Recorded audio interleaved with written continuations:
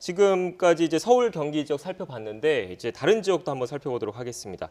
관심 가는 지역 부산 진갑입니다. 이것도 관심 가는 지역인데 이제 민주당의 김영춘 후보 그다음에 통합당에서 서병수 후보가 맞붙었거든요. 어떻게 보셨습니까? 뭐 정말 엄청난 그런 네. 거물들이 붙었습니다. 네. 부산시장을 지냈던 그리고 박근혜 정부에서 굉장히 큰 역할을 했던 서병수 후보, 중량감이 만만치 않지 않습니까? 또 김명춘 후보, 586 세대 중심 인물이면서 경남 지역의 선대위원장 맡아서요 했고 또 해수부 장관까지 지냈으니까 중량감을 갖췄습니다. 두 사람 대결의 초미의 관심사였었는데 엎치락 뒤치락. 일단은 출구조사에서는 일단 오차 범위 내에서 서병수 후보가 앞서는 것으로 출구조사 나왔거든요. 네. 그런데 그 결과는 알 수 없다. 그러나 전반적으로 TK 지역, PK 지역에서 보수층이 결집하는 양상들이 나타났기 때문에 네. 역시 좀 김영춘 후보로서는 쉽지 않은 승부로 보이는데요. 서병수 후보가 애초에 나왔던 그런 것보다는 조금 더 약진하는 모습도 보이고 있습니다. 그러나 두 후보의 격차 크지 않고요. 또 두 사람 모두 여야 최고의 중량감을 가진 이런 PK 지역의 핵심 주자라는 점에서 네. 역시 투표함 끝까지 열릴 때까지 지켜봐야 되겠습니다. 예, PK 지역에서 평론가님께서 관심 있게 보신 곳은 어디였나요? 그러니까 조금 전에 바로 이 지역이었습니다. 네. 그러니까 이제 김영춘 후보가 이제 수성을 해야 되는 그런 거죠. 그러니까 제가 이번에 전체적으로 가장 관심을 많이 가졌던 것은 어찌 됐건 더불어민주당은 이번에 이제 지키는 입장이고 미래통합당은 이제 공격을 해서 과거에 자기네들이 가지고 있었던 의석 지난 총선 때 뺏긴 거를 얼마나 되찾아오느냐 네. 이 이제 전쟁으로 저는 이제 기본적으로 이제 본 거고요. 그런 측면에서 이제 상당히 이제 관심이 가는 지역이 부산에서는 역시 부산진갑이었던 거죠. 예.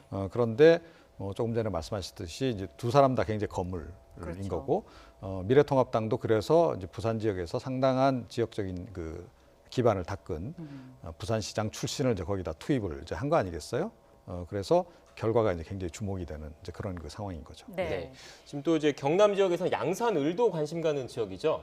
그렇죠. 네. 굉장히 주목할 수밖에 없는 곳입니다. 네. 김포에서 활동하고 있던 김두관 전 지사가 이제 이쪽으로 가지 않았습니까? 네. 과거에 경남지사도 지냈고 또 그 지역에서는 굉장히 이 역량 있는 정치인으로 평가를 받았었는데 수도권으로 옮겼다가 다시 투입이 됐습니다. 여기에 나동현 또 시장이 출마하지 않았습니까? 네. 역시 지역 현안에서는 대해서는 토박이이기 때문에 아주 꼼꼼하게 꿰뚫고 있다. 두 사람 지금 현재 개표 결과 보면 팽팽한 접전을 펼치고 있는데요. 네. 김두관 이 출구조사에서는 김두관 후보가 좀 뒤지는 흐름처럼 나타났는데 마지막 결과는 과연 어떻게 될지 궁금합니다. 왜냐하면 양산 같은 경우는 역시 문재인 대통령의 사저가 있는 곳이기 때문에 네. 문재인 정부로서는 상징성을 가지고 있다. 그렇기 때문에 경남 지역의 PK 지역이 최고의 그런 중량감 있는 정치인인 김두관 후보를 투입했는데요.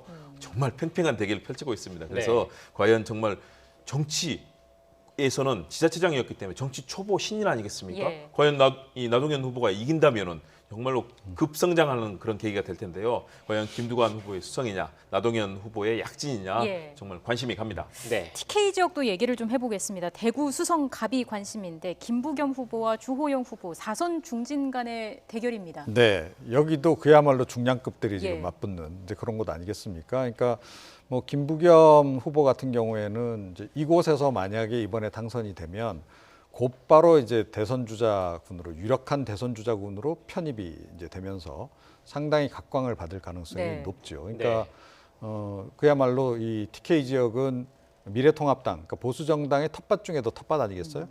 거기다 이른바 이제 흔히 하는 얘기로 깃대를 꽂았다. 이건 예. 이제 굉장히 상징적인 의미가 이제 큰 거죠. 자, 이렇게 되면 이제 이 사람을 이제 차기 대권에 내보내면 우리가 또다시 정권 재창출이 가능할지 모른다. 이런 기대감이 이제 범여권 내에서 형성될 가능성이 높은 이제 그런 점에서 굉장히 이제 주목이 되는 이제 그런 그 상황이고요. 그런데 주호영 후보 역시 사실은 뭐 지명도라든가 인지도 면에서 그렇게 만만치 않은 분 아니겠습니까? 네. 또 이 보수 정치인 가운데서는 그래도 이미지가 좀 비교적 좋은 그런 분이에요. 그래서 이번 이 매치도 굉장히 관심이 많이 가는 그런 매치입니다. 예. 호남 지역도 한번 살펴볼까요? 김대중 전 대통령 DJ의 정치적 고향이죠. 목포 지역 관심인데 특히 또 박지원 후보, 민생당 후보가 나와서 좀 관심이 있었습니다. 어떻게 보셨습니까?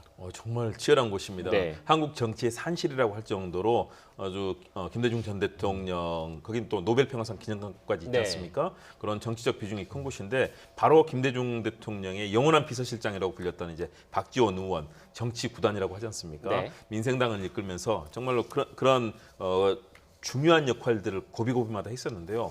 그러나 만만치 않게 고전하고 있습니다. 출구조사에서 서울시 정무부시장을 지낸 김원희 후보에게 지금 뒤지고 있는 것으로 나왔거든요. 네. 뭐 이대로 굳어진다면 역시 호남 지역에 민주당 바람이 다시 한번 불었다.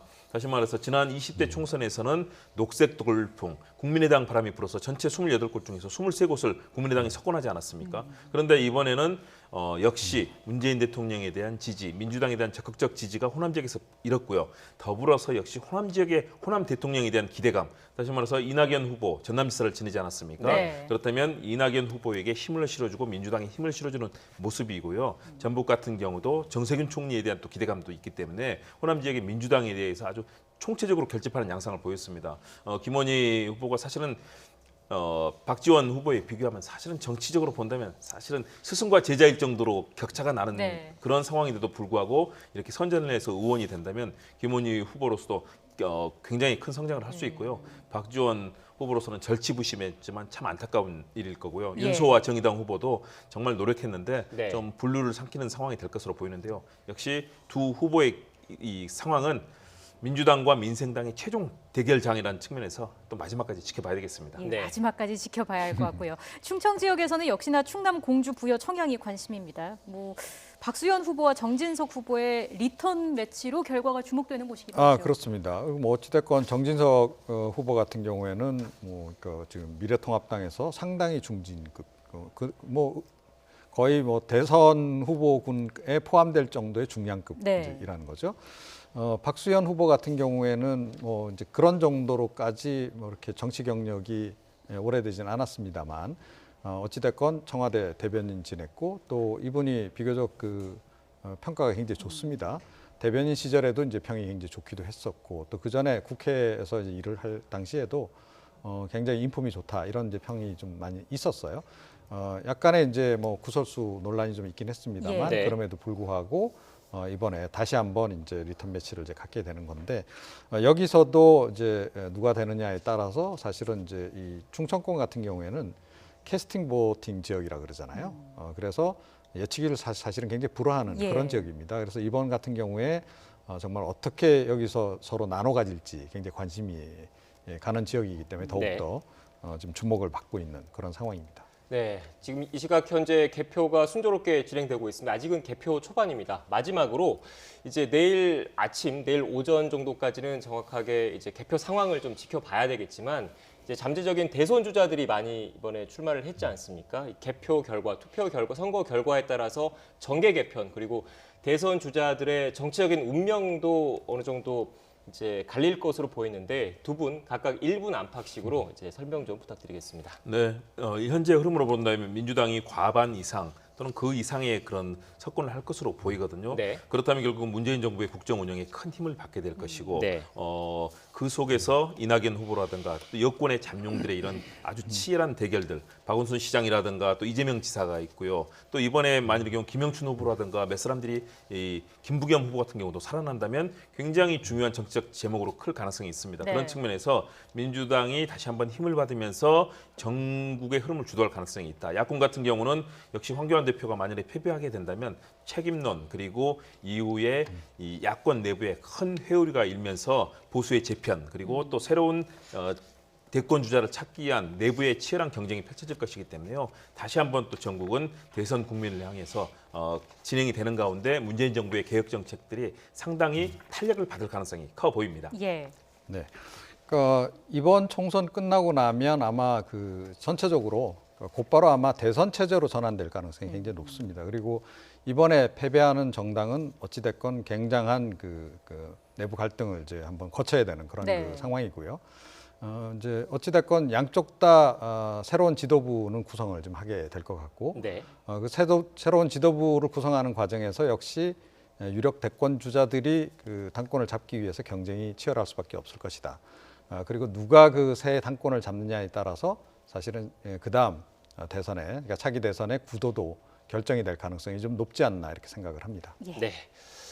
이 시각 현재 개표가 속속 진행되고 있습니다. YTN 개표 방송 계속 지켜봐 주시기 바랍니다. 지금까지 김홍국 대진대 개권교수 이종훈 정치평론가와 함께 이야기 나눠봤습니다. 오늘 고맙습니다. 고맙습니다. 네.